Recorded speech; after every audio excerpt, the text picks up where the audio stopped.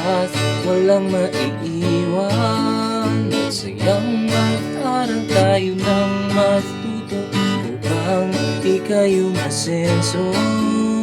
Maging matyaga, maging matalino, halina mag-aral na tayo. Maging matyaga, maging matalino, halina mag-aral na tayo. Halina mag-aral na tayo. Halina mag-aral na tayo. Halina, halina, halina, mag-aral na tayo.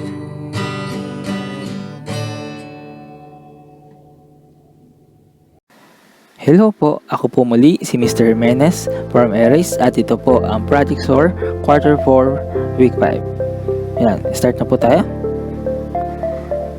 Ang Quarter 4 Week 5, it's all about the real-life application of angle of elevation and angle of diffraction. Okay, start na po. Bago po natin simulan ang ating topic sa araw na to, ito po, isa-isayin ko po muna ang ating objectives. Number 1, differentiate angles of elevation and angle of diffraction. Number 2, solve problems involving the angle of elevation and the angle of diffraction. Okay. Ayan po, sa lesson na tayo. Since na-discuss na rin naman po natin ito, yan, papalawanan ko na lang po ulit. A person's line of sight is the line from the observer's eye to the object. Ayan. The angle of elevation is the angle between the line of sight and the horizontal if the object being observed is above the horizontal. And the angle of diffraction is the angle between the line of sight and the horizontal if the object being observed is below the horizontal. Ayan po, last time po pinaliwanag ko na to isa-isa kung paano po o kung nasaan po si angle of elevation at saka si angle of diffraction. Pero ngayon tignan po natin yung sinabi ko po last time, no? Last time po, ayan, magdodrawing po ako dito. Okay.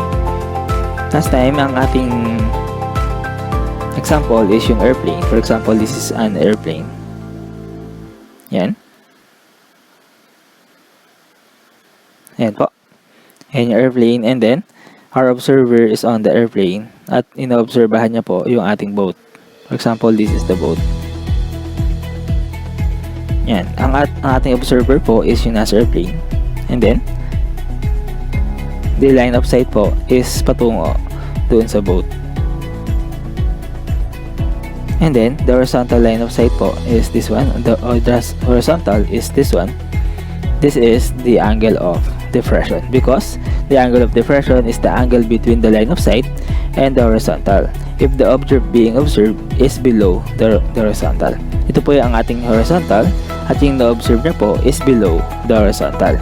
Ganito naman po pag ang angle na pag ang observer naman po natin is yung nasa boat and this is the angle of the line of sight niya po. Ito po yun, line of sight. Yan. And then this is the horizontal. Ito naman po ang angle of elevation natin. Kasi po the angle of elevation is the angle between the line of sight and the horizontal if the object being observed is above the horizontal. Ito po yung horizontal ng ating observer kung nasa boat siya. And then this is the line of sight since ang kanyang inoobserbahan is above the horizontal po. Then this is the angle of elevation. Last time po sinabi ko sa inyo that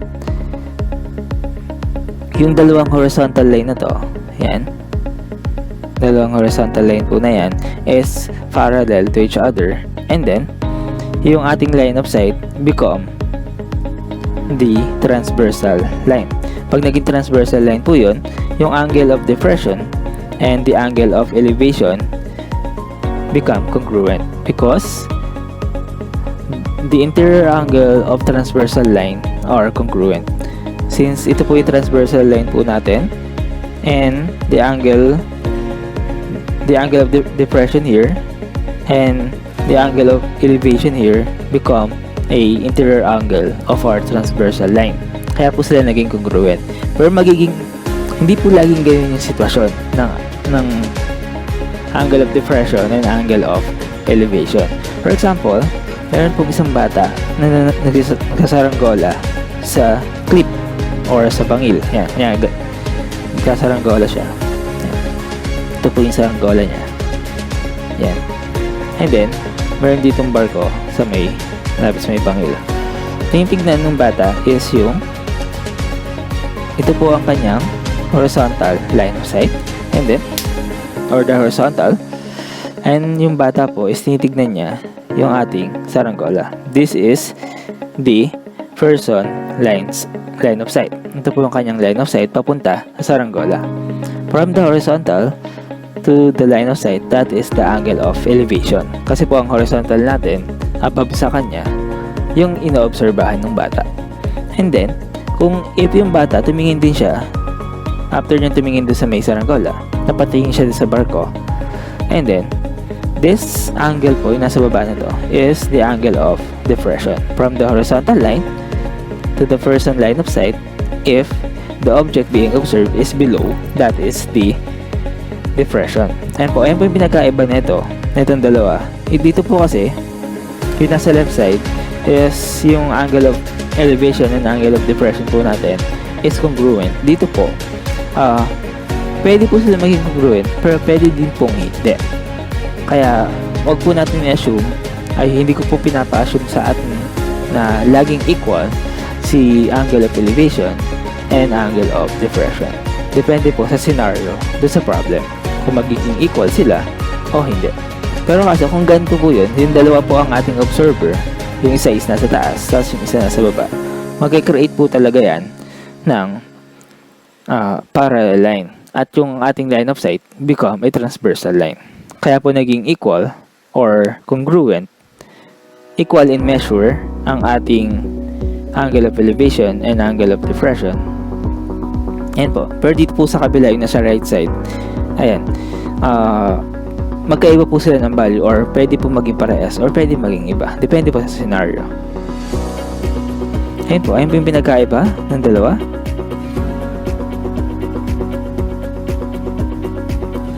Okay.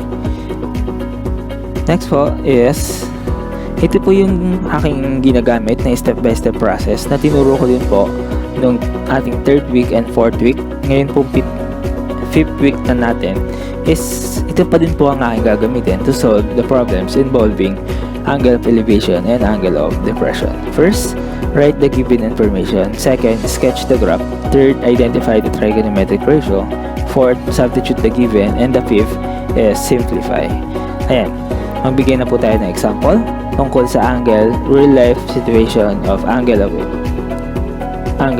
elevation and angle of depression.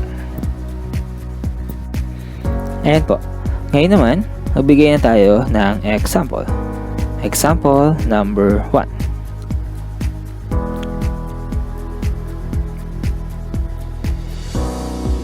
Okay, in example number 1, suppose you are assigned to measure the height of the cell site tower at Ginaang Bondok.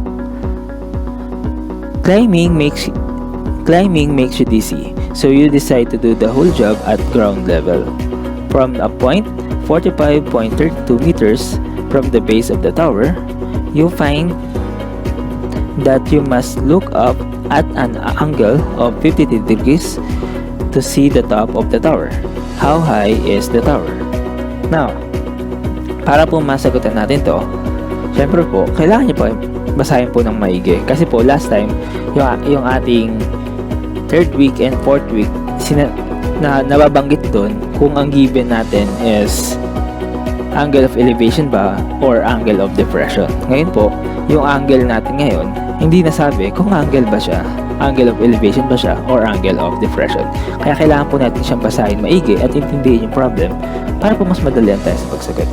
And then, pagka medyo naiintindihan na po natin, pwede na po tayo mag-step by step para po mas maintindihan natin. Okay, Step 1. Write the given information. Ano-ano po ba yung information na meron tayo? That is from a point, ito po, guhitan po natin, from a point 45 meters from the base of the tower. Ayan po. Ibig sabihin po, yung ating observer is from a point is 45 meters, 45.32 meters from the base of the tower. Ayan po yung una natin information. And the distance ng observer to the base of the tower is 45.32 meters. And then, ang second po natin na given is this angle. Angle 53 degrees. Ayan po. Nilagay ko na siya dito that this angle is angle of elevation. Kasi po, nasa ground nga naman siya, no? Magkatrabaho daw siya sa ground and then, kukunin niya yung height of the tower doon sa pinakataas. Ang horizontal line niya is the ground at yung kanyang inaobserbahan is yung nasa taas ng tower. That is the horizontal line above po sa ating horizontal line, so that is angle of elevation. Okay, pakita po natin sa drawing na to kung ano po yung sinasabi ko kanina. Yan, step 2 is sketch the graph. Ayan, since this is a cell site, for example, this is the tower at ito po yan. May ganyan lang siya dyan, and then yan, para maging cell site. And for example, that is the cell site tower na meron tayo. At nandito po ang ating observer. And then, from the base of the tower daw po to the observer is 45.32 meters. Ayan.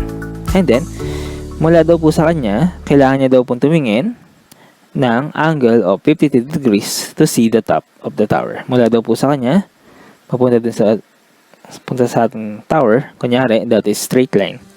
Ayan po. Ayan. That is 53 degrees. Ayan po Now, we're going to find for the height of the tower. Hanapin po natin yung height po ng tower, which is denote ko na lang as x. Ayan. Since na-illustrate na natin siya at kitang-kita naman po that this angle is angle of elevation because this is the horizontal and this is the line of sight papunta dun sa top of the tower. Since ang ating line of sight is above the horizontal, therefore this is angle of elevation. Kaya po nilagay ko dito kanina angle of elevation. And then nakabuo po tayo ng, ayan, gawin po natin itong green. Nakabuo po tayo ng ating right angle. Right triangle. Ayan. Which our reference angle is 52 degrees. And this is the right reference angle is 52 degrees. And the tower and the observer is 43.32 meters. That is our adjacent side. And then yung height po ng tower natin is our opposite side. Now, since nalaman na natin na ang opposite side pa lang nawawala at ang given natin is adjacent side, ano po kaya sa SOHCAHTOA or sa 6 trigonometric ratio ang may opposite and adjacent? And that is TOA, because tangent is equal to opposite over adjacent. Ayan lang po ang gagamitin natin. TOA. Tangent theta is equal to opposite over adjacent. Okay, step 4. We're going to substitute lahat po ng given na meron tayo dito sa ating formula. Okay, meron tayong degree, which is 53 degrees. And the opposite side is the height of the tower. Ayun po yung nahanap natin, na dinenote natin as x. And the adjacent side naman po is the distance of the base of the tower to the observer. That is 45.32 degrees.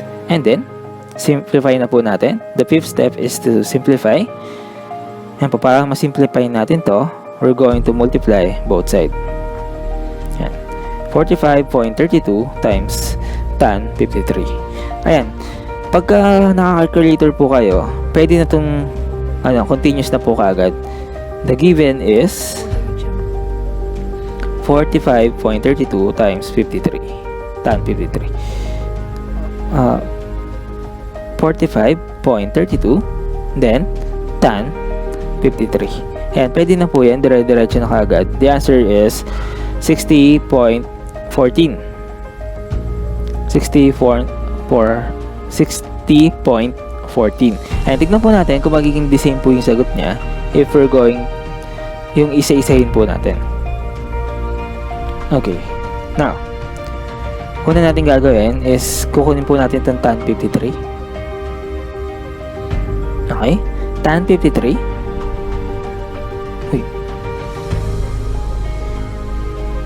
Okay, tan 53 is equal to 1.3270. Okay, hanggang sa apat po na digit po ang kukunin natin. 1.3270. Yan. Ito po ang value ng ating tan 53, 1.3270. And then, pag minultiply po natin yung 45.32 times 1.3270 is 60.14. The same lang po, pag diniretso natin siya sa calculator. Tignan nyo po yung nasa taas ng calculator natin. That is 45.32 times tan 53 degrees. That is 60.14. Kaya po, mas maganda talaga kung may calculator talaga kayo. Kasi po, ay scientific calculator, hindi po yung ginagamit lang natin yung ating cellphone ng naka landscape mode para maging scientific calculator siya. Kasi po, mas madami yung process na ginagawa natin. Pero okay lang din naman po. The same pa din naman ang lalabas sa sagot. Pero po, kailangan may approval ng teacher pag gumagamit po tayo ng cellphone para maging calculator. And, therefore, kailangan po natin ng conclusion. Therefore, the tower is approximately 60.14 meters. And, bakit po approximately lang inilagay ko dito? Kasi nga po, ano lang naman po ito? Ang tawag din? Ni-round up po natin. Hindi po siya yung exact na height ng tower. Okay, ulitin ko po. Therefore, the tower is approximately 60.14 meter high. Ayan po. Ayan po ang ating unang example.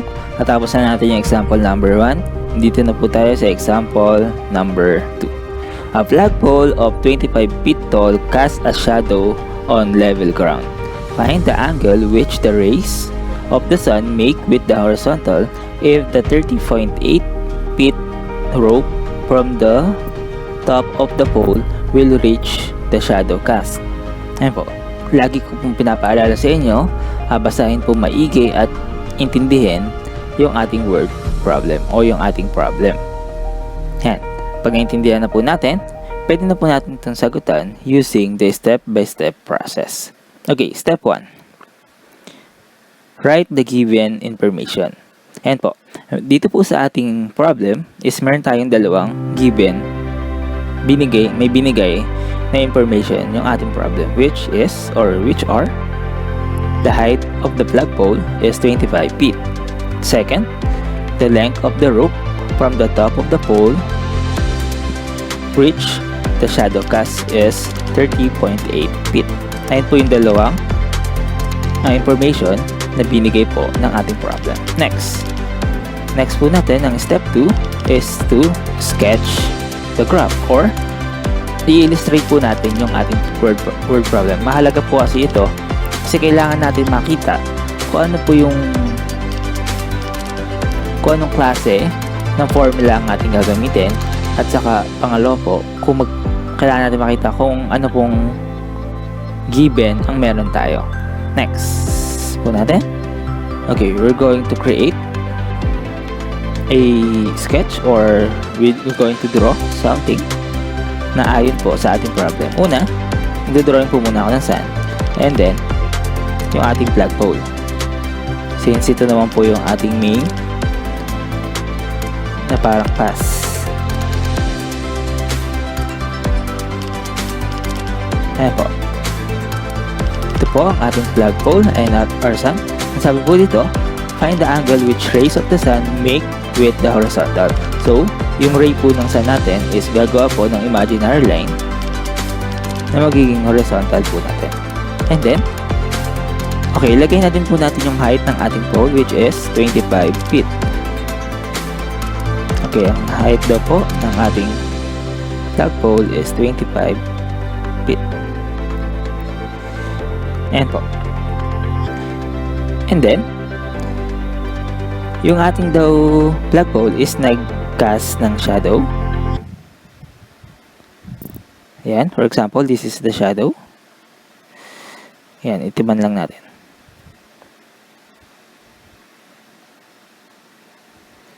Ayan po. And then, sabi po dito, 30.8 feet rope from the top of the pole.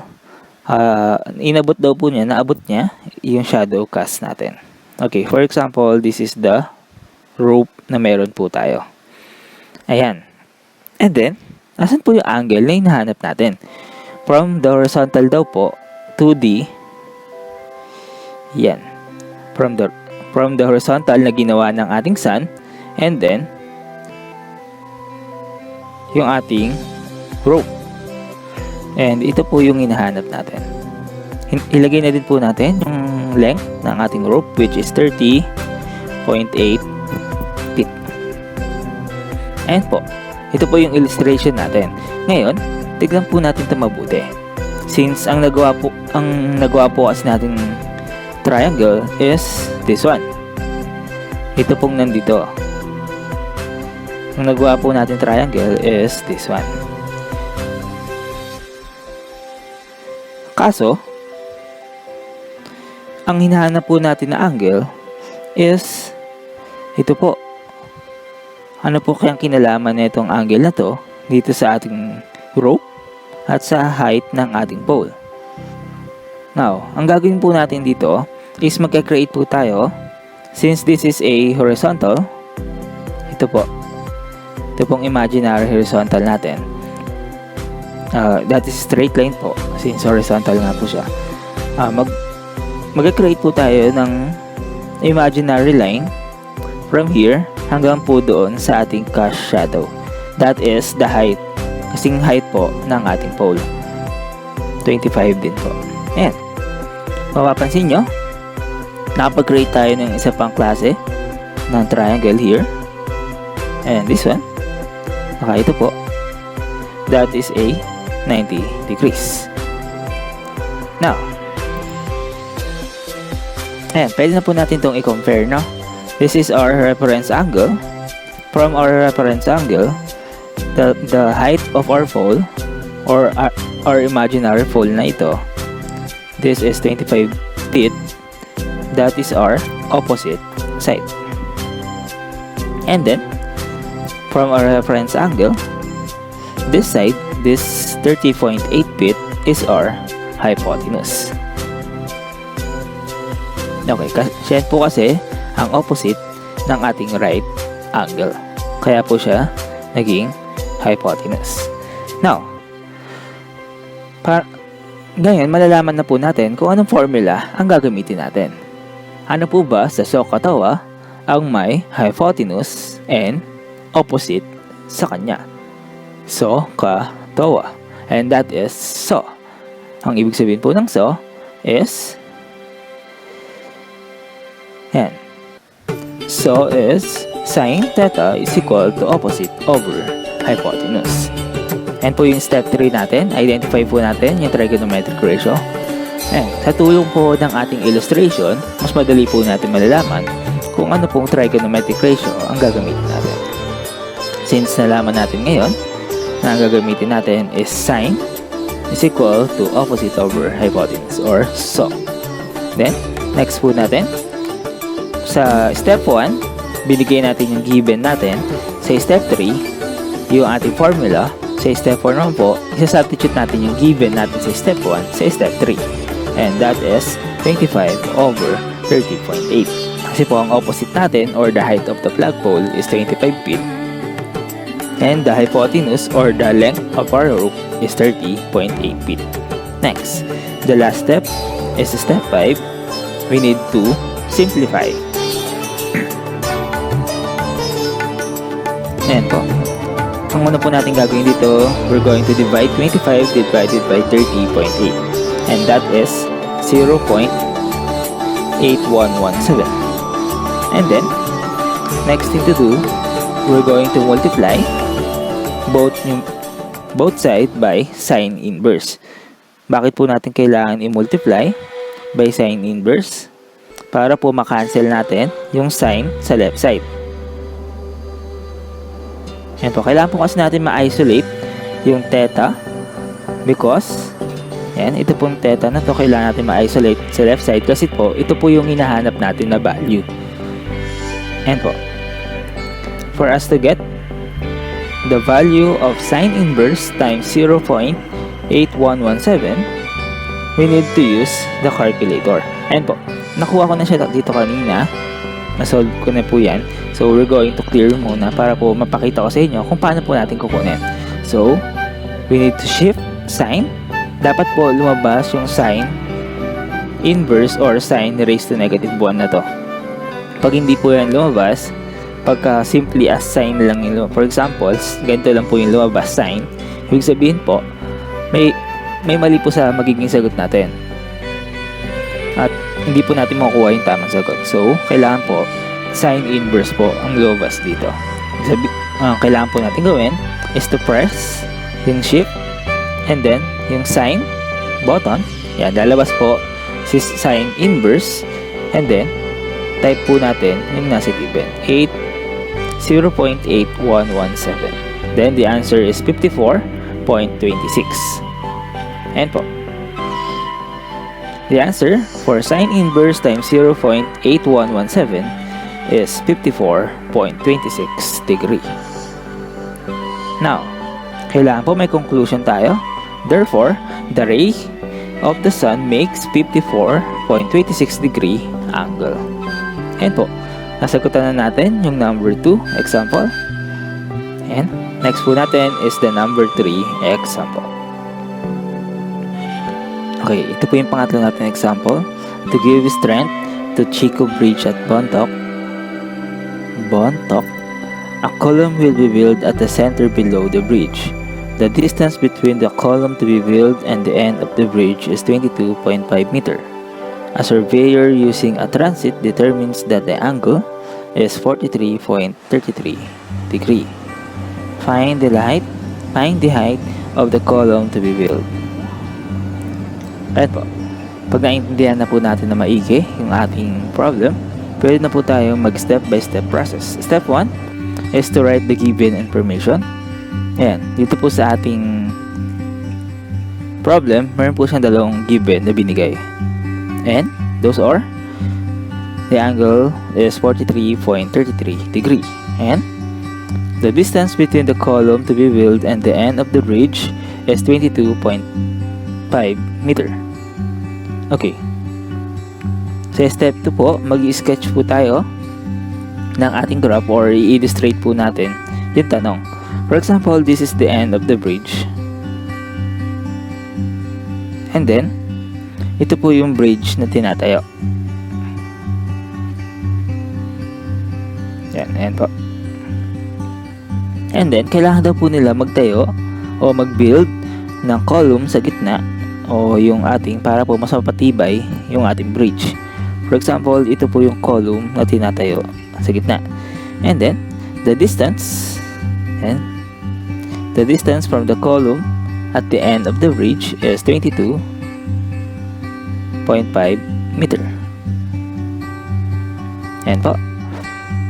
And then, the engineer or the surveyor using a transit determines that the angle is 43.33 degree. From the end of the bridge po, nandito po yung ating engineer na determine po niya and that the angle is 43.33 degrees. 43.33 degrees. Ayan po. Then, ang hanapin po natin is the height of the surveyor po natin, ay column. The height of our column.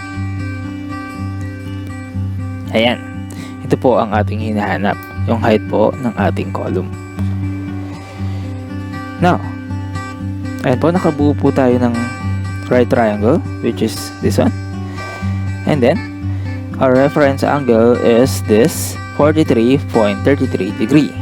From this angle, or from our reference angle, the height of the column is our opposite side. And then, from our reference angle, this reference angle, the distance between the column and the end of the bridge will be our adjacent side. Ayan. Ang given po natin is the opposite and the adjacent. Ano po kaya sa SOHCAHTOA ang may opposite and adjacent? The third step is to identify the trigonometric ratio. At na-identify po natin, meron tayong given na opposite at adjacent. Ay ang given po pala natin is the angle at hinahanap natin is the opposite. And meron din po tayong given na adjacent. So, ano po sa SOHCAHTOA ang may opposite and adjacent? And that is TOA. Tangent theta is equal to opposite over adjacent. Yan. Sa step 4 naman po, we're going to substitute the given to our equation. Ang equation po ulit natin is tangent theta is equal to opposite over adjacent. By substituting the given po natin sa step 1, magkakama po tayo sa tan 43.33 degree is equal to x, which is our opposite, at ayun po ang ating height of our column. And then, the adjacent, that is the distance between the column and the end of the bridge, that's 22.5. Okay, last step po natin is to simplify yung ating step 4. Para po ma-simplify natin to, we need to cross multiply. That is 22.5 times tan 43.33 degree is equal to x. And po, from here, pwede na po natin itong i-type sa calculator or pwede po natin isa-isahin. Example po, tignan niyo po ito. Ang ano po natin is 22.5 tan, and then that is 43.33. Ayan, pwede na po natin siyang i-diretso sa calculator, no? Kung meron po kayong scientific calculator, mas maganda po. Kasi po, lalabas na agad yung sagot, which is 21.23. And then, pwede naman pong hindi ganito. For example, kunin po muna natin yung tan 43.33 degrees, and that is the 22.5 times 9433. Okay, saan po nanggaling yung 9433? Dito po yan sa ating tan 43.33. Okay? Tan 43.33. And that is 0.9434. Ay, 33. Ayan po, dun po nanggaling si 0.9433. And then, we're going to multiply 22.5 times 0.9433. And, sagot po natin is 21.23. Therefore, ang conclusion po natin, therefore, the height of the column is 21.23 meters. At ayan po ang topic natin para sa araw na to. That is the real-life application of angle of elevation and angle of diffraction. Sana po madami po tayo natutunan sa araw na to at na-apply po natin ang mga natutunan natin yung last 4 weeks po na topic natin. Okay, maraming salamat po. Bye-bye!